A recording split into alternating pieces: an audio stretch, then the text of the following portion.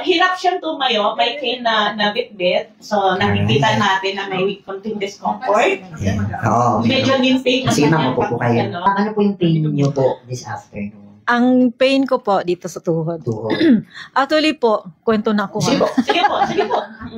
Hindi, maaga ko nagkaroon ng osteoarthritis. Sa left. Siguro wala pa akong 40. Yung palang nararamdaman ko, manifestation na pala yun. Although na-opera na to, may 3 to 5 months pang healing. Siyempre, nag-ano pa ito. Oo, tumutulong pa. Nung gumaling na ito naman. Alright. Try niyo pong tumayo. Tingnan natin kung yung mobility niyo po pagtayo ay may hirap. Mabagal. Sige po, try niyo po. Alright. So yung lakad, sige po, upo po kayo. So medyo mabagal. So ngayon, ang gagawin po natin, unang-unang requirement is to drink water. That's it. Kasi yung speedy result po nito ay nasa dami ng tubig na iinumin nyo. Bakit? Ano ba pagkain ng cells? Tubig. Talagyan ni Ma'am Grace mga X39 sa batok. Saan po yun? Kapain nyo po yung mga batok, yung buto po. Okay. Dadagdagan natin ng ice wave. Ang ice wave is designed for the severity of the pain.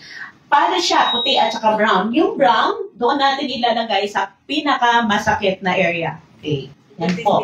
Ito po. So, niligay ni Ma'am Grace doon sa area na pinakamasakit yung brown. Yung brown po is yung ice wave. Isa, pare siya. So, nilagay... Yung white, ilalagay natin for the meantime dito sa sternum. Alright. So, ngayon, bilang tayo. 10, 9, 8, 7, 6, 5, 4, 3, 2, 1. Alright. Sige, Ma'am. Try niyo pong tumayo.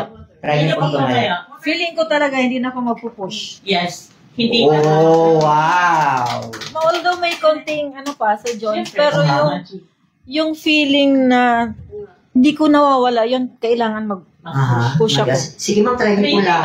Modeling. Good posture. Wow! Tanungin ko naman po yung pain. From 3, kumusta po yung pain?